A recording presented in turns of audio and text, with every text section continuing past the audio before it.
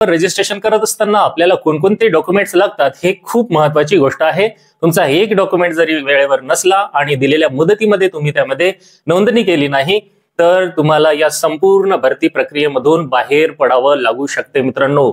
त्यामुळे गाफील राहू नका आणि आताच आपले जे काही डॉक्युमेंट्स आहेत, जे काही कागदपत्र आहेत, जी आपली शैक्षणिक पात्रता आहे, जी आपली व्यावसायिक पात्रता आहे, तुमची सीटीईटी पास आहे किंवा तुम्ही टीईटी म्हणजेच टीचर्स एलिजिबिलिटी टेस्ट पात्र आहात। टीआयटी मध्ये एवढे चांगले गुण घेऊन देखील बरेचसे उमेदवारांना मित्रांनो नोकरी मिळालेली नाहीये, म्हणून या गोष्टींना तुम्ही हलक्यात घेऊ नका। आता जागे राहा आणि कोणते कोणते डॉक्युमेंट लागणार आहेत हवं तर वही घ्या, पेन्सिल घ्या किंवा पेन घ्या आणि या डॉक्युमेंटची तुम्ही नोंद घ्या। ह्या गोष्टी तुमच्यासाठी अत्यंत महत्त्वाच्या आहेत आणि ही जर तुम्ही गोष्ट दुर्लक्ष कराल तर त्या व्यक्तीला जाऊन विचारा की एका छोट्याशा सर्टिफिकेट अपलोड न करण्यामुळे त्याला गेले कित्येक वर्ष या भरतीपासून वंचित राहण्याची वेळ आलेली आहे। त्याला भरती प्रणालीमधून बाहेर निघून जावं लागलेलं आहे आणि शेवटी वाढत वाढत त्याचं वय वाढून गेलेलं आहे आणि त्याच्यावर एज बार होण्याची देखील वेळ आलेली आहे। म्हणून 2-2, 3-3 वर्ष जातात, कित्येक विद्यार्थी एज बार होऊन जातात आणि एज बार जर तुम्हाला व्हायचं नसेल वेळेच्या आधीच, तर तुम्हाला शिक्षक म्हणून आपलं स्वप्न पूर्ण करायचं असेल किंवा शिक्षक व्हायचं असेल तर ह्या गोष्टीकडे दुर्लक्ष करू नका मित्रांनो। व्हिडिओ खूप महत्त्वाचा आहे आणि शेवटपर्यंत नक्की बघा। नमस्कार मित्रांनो, स्वागत आहे आपणा सर्वांचं मनपूर्वक आपल्या या युट्यूब चॅनलवर। मित्रांनो, होय, पवित्र पोर्टल सुरू झाले आहे। तुम्ही बघू शकता की पवित्र पोर्टलवर नुकतंच नोटिफिकेशन आलेलं आहे आणि त्यामध्ये उर्दू माध्यमाच्या विद्यार्थ्यांना प्राधान्यक्रम जनरेट करून लॉक करण्याची सुविधा उपलब्ध करून देण्यात आलेली आहे। त्यामुळे आता गाफील राहू नका मित्रांनो, कारण लगेचच पुढील देखील सूचना येऊ शकतात। कारण मागच्याच महिन्यात आपण असं बघितलं होतं की शाळांना संच मान्यता अपडेट करण्याचे आदेश देण्यात आले होते आणि बऱ्याचशा शाळांनी पोर्टलला आपल्या शाळेमध्ये संच मान्यतेनुसार किती पदाच्या, किती विषयाच्या, किती जागा आहेत हे अपलोड देखील केलेलं आहे। त्यामुळे लवकरच पवित्र पोर्टल हे आता सुरू होऊन तुम्हाला देखील प्राधान्यक्रम जनरेट करून लॉक करण्याची सुविधा उपलब्ध करून देण्यात येऊ शकते। होय मित्रांनो, त्यामुळे गाफील राहू नका आणि आताच आपले जे काही डॉक्युमेंट्स आहेत, जे काही कागदपत्र आहेत, जी आपली शैक्षणिक पात्रता आहे, जी आपली व्यावसायिक पात्रता आहे, तुमची सीटीईटी पास आहे किंवा तुम्ही टीईटी म्हणजेच टीचर्स एलिजिबिलिटी टेस्ट पात्र आहात, या सर्वांविषयीची माहिती तुम्हाला आता गोळा करून ठेवायची आहे आणि पवित्र पोर्टलवर आपलं रजिस्ट्रेशन करायचं आहे। पवित्र पोर्टलवर रजिस्ट्रेशन करत असताना आपल्याला कोणकोणते डॉक्युमेंट्स लागतात हे खूप महत्त्वाची गोष्ट आहे। तुमचा एक डॉक्युमेंट जरी वेळेवर नसला आणि दिलेल्या मुदतीमध्ये तुम्ही त्यामध्ये नोंदणी केली नाही तर तुम्हाला या संपूर्ण भरती प्रक्रियेमधून बाहेर पडावं लागू शकते मित्रांनो। त्यामुळे प्रत्येक गोष्टीची, प्रत्येक डॉक्युमेंटची तुम्ही व्यवस्थितपणे काळजी घेणे आवश्यक आहे आणि ते सर्व डॉक्युमेंट्स व्यवस्थितपणे या पवित्र प्रणालीमध्ये तुम्हाला रजिस्टर करायचे आहेत। तर ते डॉक्युमेंट कोणते आहेत या संदर्भामध्ये आपण डिटेल इन्फॉर्मेशन या व्हिडिओच्या माध्यमातून घेणार आहोत मित्रांनो। परंतु तत्पूर्वी आपण जर या चॅनलवर नवीन असाल तर मी आपणास विनंती करतो की चॅनलला सबस्क्राईब करा आणि व्हिडिओ आवडला असेल तर लाईक करा, बेल आयकॉनला प्रेस करा, जेणेकरून तुम्हाला असेच नवनवीन अपडेट्स मिळत जातील आणि या पवित्र प्रणालीमध्ये आपले शिक्षक होण्याचं स्वप्न साकार करण्याकरिता, नोंदणी करण्याकरिता तुम्हाला तयार राहायचं आहे। चला तर मग मित्रांनो, तुम्हाला आता मी व्हिडिओच्या स्क्रीनवर घेऊन जात आहे आणि त्यामध्ये तुम्हाला लागणार असणारी सगळी जे डॉक्युमेंट्स आहेत ते स्टेप बाय स्टेप सांगणार आहे। तुम्ही सर्वांनी याविषयी काळजी घ्यायची आहे आणि मित्रांनो, खरंच आता ही संधी गमावू नका, कारण ही संधी तुम्हाला पुन्हा मिळेलच याची खात्री नाहीये। याचं कारण असं आहे की पवित्र पोर्टलवर जागा येण्यासाठी खूप संघर्ष करावा लागत आहे आणि ह्या जागा पवित्र पोर्टलवर आल्याच्या नंतर तुमची कॅटेगरी कोणती, तुमच्या कॅटेगरीमध्ये तुमचं समांतर आरक्षण काय आहे, त्याच्यानुसार तुम्हाला किती जागा मिळणार, त्यामध्ये तुमचा जो विषय आहे तो आर्ट्सचा आहे की सायन्सचा आहे, म्हणजे विज्ञान आणि गणित विषय आहे की सामाजिक शास्त्र आहे की भाषा विषय आहे, अशा अनेक प्रकारातून तुमची चाळणी होते आणि शेवटी त्यानंतर प्राधान्यक्रम आपल्याला जनरेट करायचे असतात।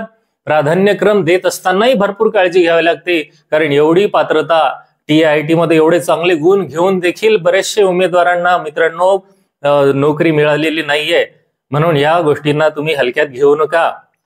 आता जागे राहा आणि कोणते कोणते डॉक्युमेंट लागणार आहेत हवं तर वही घ्या, पेन्सिल घ्या किंवा पेन घ्या आणि या डॉक्युमेंटची तुम्ही नोंद घ्या। हे सगळे डॉक्युमेंट तुमच्याकडे आहेत की नाहीत हे व्हेरीफाय करून घ्या। कारण हे सगळे डॉक्युमेंट्स तुम्हाला त्या ठिकाणी पवित्र प्रणालीमध्ये रजिस्ट्रेशन म्हणजे सेल्फ रजिस्ट्रेशन, सेल्फ सर्टिफिकेशन साठी टाकावे लागतात, अपलोड करावे लागतात आणि त्याच्यानंतरच तुम्ही पुढच्या प्रक्रियेमध्ये स्टेप बाय स्टेप जात असतात. शिक्षक भरतीची ही प्रक्रिया ही असं म्हणलं तर चालेल जगात सगळ्यात लांबलचक चालणारी प्रक्रिया आहे. कारण तुम्ही बघू शकता 2022 मध्ये ज्या विद्यार्थ्यांनी ही पवित्र प्रणालीमध्ये परीक्षा दिली होती त्यांचे कन्व्हर्जन राऊंड आतापर्यंत चालू आहे, 2025 आलेलं आहे. म्हणून 2-2, 3-3 वर्ष जातात. कित्येक विद्यार्थी एज बार होऊन जातात आणि एज बार जर तुम्हाला व्हायचं नसेल वेळेच्या आधीच, तर तुम्हाला शिक्षक म्हणून आपलं स्वप्न पूर्ण करायचं असेल किंवा शिक्षक व्हायचं असेल तर ह्या गोष्टीकडे दुर्लक्ष करू नका मित्रांनो. व्हिडिओ खूप महत्वाचा आहे आणि शेवटपर्यंत नक्की बघा. चला आता आपण जाऊया आपल्या मोबाईलच्या स्क्रीनवर. आता आपण मोबाईलच्या स्क्रीनवर आलेलो आहोत आणि आता मी तुम्हाला एक एक करून कोणते कोणते डॉक्युमेंट्स लागणार आहेत ते सांगणार आहे. सगळ्यात अगोदर आपल्याला जर या प्रक्रियेमध्ये जे रजिस्ट्रेशन करायचं आहे त्यासाठी बघा 1 नंबरला उमेदवारांनी टेट 2022चा म्हणजे आता या ठिकाणी 2022चा रेफरन्स घेऊन मी तुम्हाला सगळे ऑथेंटिक इन्फॉर्मेशन सांगत आहे. तुम्हाला या व्हिडिओच्या माध्यमातून सगळी खात्रीपूर्वकच माहिती देण्यात येणार आहे मित्रांनो. कुठलीही माहिती अंदाजे तुम्हाला मी सांगणार नाही. त्यामुळे तुम्ही 100% विश्वास ठेवू शकता. 100% ऑथेंटिक इन्फॉर्मेशन मी तुमच्यापर्यंत घेऊन येत आहे. त्या 2022चा रेफरन्स घ्यायचा आहे आणि त्या रेफरन्स नुसारच आपले सगळे कागदपत्र तयार ठेवायचे आहेत. ज्या ज्या ठिकाणी 2022 उल्लेख येईल त्या ठिकाणी आता आपल्याला समजून घ्यायचं की 2025ला आपल्याला कोणते डॉक्युमेंट जवळ घ्यायचे आहेत. तर बघा, उमेदवारांनी टेट 2025च्या चाचणीच्या वेळी सादर केलेले छायाचित्र अथवा अद्ययावत छायाचित्र म्हणजे ज्यावेळेस तुम्ही फॉर्म भरला आहे त्यावेळेस तुम्ही जो फोटो त्या ठिकाणी दिलेला आहे, अपलोड केलेला आहे, तोच फोटो तुम्हाला ठेवायचा आहे. जर नसेल तर तुम्हाला अद्ययावत म्हणजे अपडेटेड फोटो तुम्ही त्या ठिकाणी देऊ शकता. त्यानंतर बघा 2 नंबरची जी सूचना आहे, उमेदवाराने टेट 2025च्या चाचणीच्या वेळी सादर केलेली स्वाक्षरी अथवा अद्ययावत स्वाक्षरी म्हणजे तुमचा फोटो आणि तुमची जी सिग्नेचर आहे ती तुम्हाला फोटो व्यवस्थित घ्यायचा आहे. त्याची साईज देखील पुढे सांगितलेली आहे, मी पुढे सांगणारच आहे तुम्हाला. आणि सिग्नेचर ही देखील तुम्हाला स्कॅन करून फोटो काढून आपल्या मोबाईलमध्ये ठेवायची आहे. त्याची साईज जास्त असेल तर त्याची साईज रिड्यूस करून तुम्हाला ठेवायची आहे. त्यानंतरची सूचना बघा काय आहे. 3 नंबरची सूचना, महाराष्ट्राचे रहिवासी असल्याबाबत अधिवास प्रमाणपत्र ज्याला की आपण डोमेशियल सर्टिफिकेट म्हणतो. बऱ्याचशा विद्यार्थ्यांची कमेंट्स येत आहेत की सर माझं डोमेशियल सर्टिफिकेट हरवलं आहे तर मग मला नवीन काढलेलं चालेल का. तर सगळ्यात महत्वाची गोष्ट काय आहे की तुमच्याकडे डोमेशियल सर्टिफिकेट असणं आवश्यक आहे. डोमेशियल सर्टिफिकेटच्या बाबतीत डेटच्या संदर्भात काही कन्फ्युजन नाहीये. तुम्ही महाराष्ट्राचा रहिवासी असल्याचा पुरावा तुमच्याजवळ असणं गरजेचं आहे. ते तुम्ही काढून ठेवा. त्यामध्ये कुठलीही हलगर्जीपणा करू नका. जर नसेल तर आताच काढून घ्या कारण आता थोडा वेळ आहे. ज्या दिवशी तुम्हाला सांगण्यात येईल की आता रजिस्ट्रेशन सुरू झालेले तेव्हा मात्र तुमची धांदल उडू शकते. म्हणून या व्हिडिओला शेवटपर्यंत बघा आणि व्हिडिओला लाईक करा, कमेंट करा आणि आपल्या मित्रांपर्यंत शेअर नक्की करा जेणेकरून ही इन्फॉर्मेशन आपल्या मित्रांना देखील मिळेल.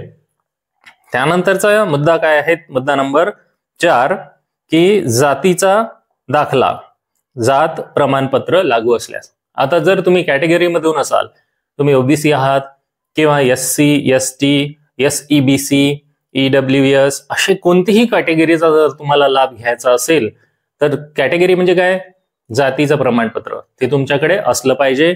आणि ते प्रमाणपत्र याच्या संदर्भात मात्र काही निकष आहेत की जातीचं प्रमाणपत्र तुम्ही जे काढलेलं आहे तर फॉर्म भरण्याची जी शेवटची तारीख होती TIT 2025 परीक्षा फॉर्म भरण्याची शेवटची तारीख त्या दिवसापर्यंत किंवा त्याच्या अगोदरच ते कास्ट सर्टिफिकेट तुमचं व्हॅलिड त्या ठिकाणी मानण्यात येणार आहे.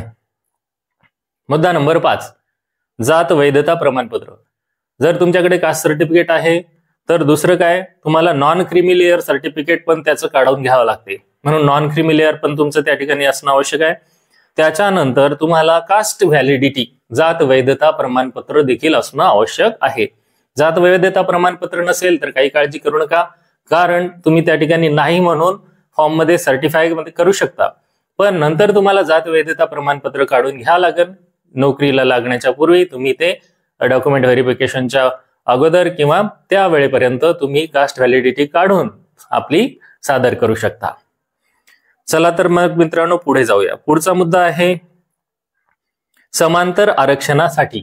बघा, आता मी हे सांगितलं तुम्हाला कास्ट वाईज रिझर्वेशन, जसं की SEBC ला आता 10% रिझर्वेशन राज्य शासनाने दिलेलं आहे.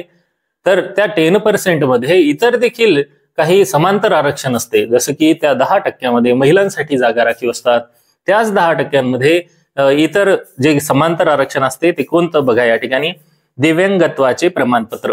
म्हणजे जर आपण फिजिकली हँडिकॅप असणार आहे तर ते 40%च्या जास्त किंवा 40% पर्यंत अशा प्रकारचे त्याचे जे निकष आहेत ते दिव्यांगत्वाचं प्रमाणपत्र आपल्या जवळ असणं आवश्यक आहे. त्यानंतर माजी सैनिक असल्याबाबतचे प्रमाणपत्र. म्हणजे तुम्ही जर माजी सैनिक प्रवर्गातून लाभ घ्यायचा असेल तर तुम्हाला ते प्रमाणपत्र जवळ ठेवायचं आहे.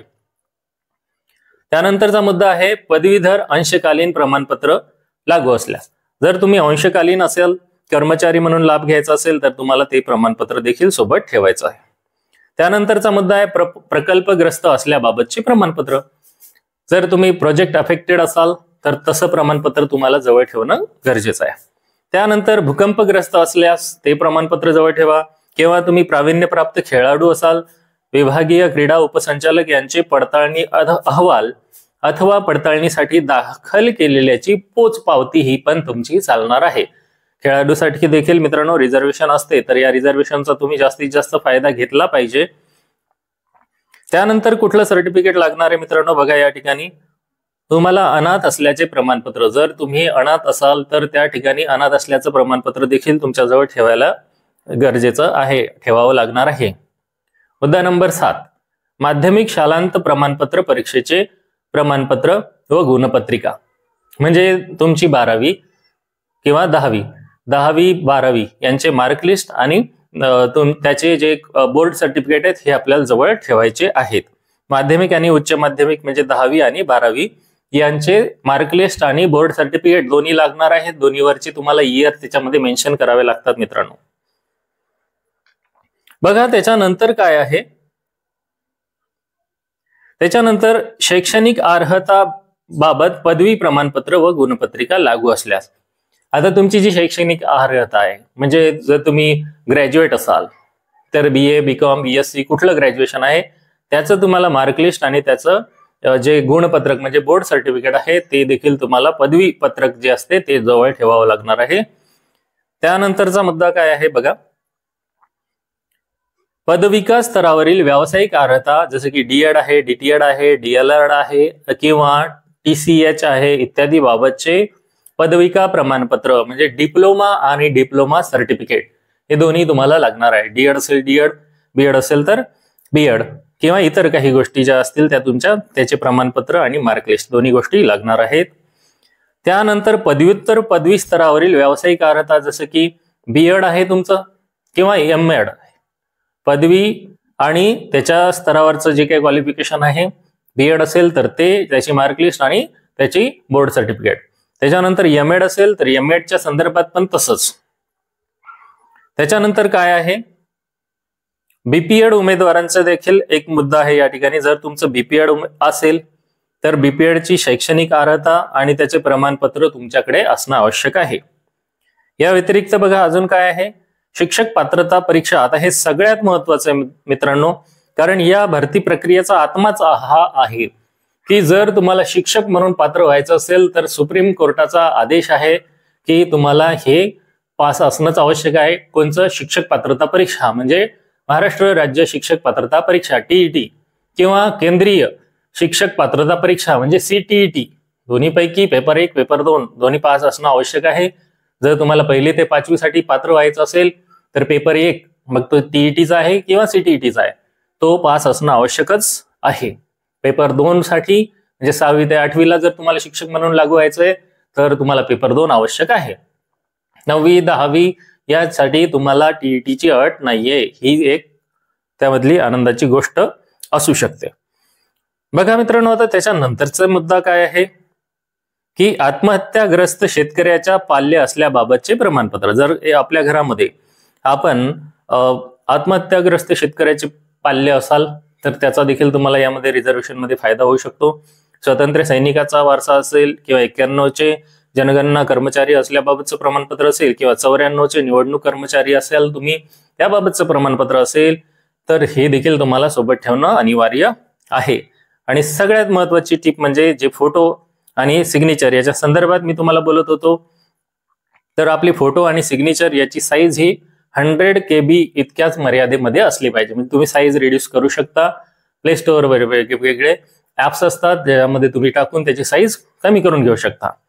आणि सगळे हे जे डॉक्युमेंट्स आहेत ह्याची जी प्रत आहे ती PDF किंवा JPG किंवा JPEG या तीनही प्रकारच्या फॉर्मॅटमधून कोणताही एक प्रकार निवडून तुम्ही PDF स्कॅन करून ठेवा किंवा JPG त्याचे एक बनवून ठेवा. JPEG फॉर्मॅटमध्ये जरी असेल तरी ते तुम्ही ॲज इट इज अपलोड करू शकता. तर मित्रांनो, ही सगळी जी माहिती आहे ना ही तुम्हाला पवित्र पोर्टलवर शिक्षक भरतीमध्ये सेल्फ रजिस्ट्रेशन करण्यासाठी अत्यंत आवश्यक आहे. सेल्फ रजिस्ट्रेशन मध्ये तुम्ही स्वतःची माहिती ही पवित्र पोर्टलच्या वर नोंदणी करत असताना ज्यावेळेस TIT ची परीक्षा दिली होती त्यावेळेस जो शेवटचा दिनांक होता त्याच्या आधीचे सगळे कागदपत्र लागत असतात. तर आशा आहे तुम्हाला ही सगळी माहिती समजली असेल. बघा मित्रांनो, आपला व्हिडिओ थोडा मोठा झाला पण यातला एक आणि एक पॉइंट तुमच्या कामीचाच आहे आणि कुठलीही अवांतर गोष्ट मी सांगून तुमचं मनोरंजन करत नाहीये. त्याच्यामुळे काही जणांना हा व्हिडिओ थोडासा कंटाळवाणा वाटू शकतो, पण इन्फॉर्मेटिव्ह व्हिडिओमध्ये ऑथेंटिक इन्फॉर्मेशन द्यायची असेल तर बाकीच्या गोष्टी टाळाव्या लागतात. मित्रांनो, ह्या गोष्टी तुमच्यासाठी अत्यंत महत्वाच्या आहेत आणि ही जर तुम्ही गोष्ट दुर्लक्ष कराल तर त्या व्यक्तीला जाऊन विचारा की एका छोट्याशा सर्टिफिकेट अपलोड न करण्यामुळे त्याला गेले कित्येक वर्ष या भरतीपासून वंचित राहण्याची वेळ आलेली आहे. त्याला भरती प्रणालीमधून बाहेर निघून जावं लागलेलं आहे आणि शेवटी वाढत वाढत त्याचं वय वाढून गेलेलं आहे आणि त्याच्यावर एज बार होण्याची देखील वेळ आलेली आहे. आणि असे अनेक क्रायटेरिया आहेत मित्रांनो. आजच्या या व्हिडिओमध्ये मी तुम्हाला फक्त पवित्र प्रणालीवर रजिस्ट्रेशन किंवा सेल्फ सर्टिफिकेशन करण्याकरिता आवश्यक असलेली महत्वपूर्ण डॉक्युमेंट्स कोणची याची माहिती दिलेली आहे. मित्रांनो, आजच घाई करा, जागरूक व्हा, सावध व्हा, गाफील राहू नका आणि ही सगळी कागदपत्र गोळा करून ठेवा जेणेकरून आता कधी पण नोटिफिकेशन येऊ शकते. पवित्र पोर्टलवर तुमचं स्वप्रमाणपत्र प्रमाणित करण्यासाठी डॉक्युमेंट अपलोड करण्याची तुम्हाला गुड न्यूज येऊ शकते आणि ती मीच तुमच्यापर्यंत घेऊन येणार आहे. होय मित्रांनो, I promise you each and everything about the teachers recruitment and this vacancy. I will provide you this information. Okay? जर तुम्हाला हा व्हिडिओ आवडला असेल तर मित्रांनो पुन्हा एकदा तुम्हाला मनापासून विनंती करेल की या व्हिडिओला लाईक करा, चॅनलला सबस्क्राईब करा, बेल आयकॉनला प्रेस करा जेणेकरून असेच नवनवीन अपडेट्स तुमच्यापर्यंत मी घेऊन येऊ शकेल. चला तर आजच्यासाठी एवढंच. पुन्हा भेटूया एखाद्या नवीन व्हिडिओमध्ये नवीन अपडेट्ससह. धन्यवाद. जय हिंद, जय महाराष्ट्र.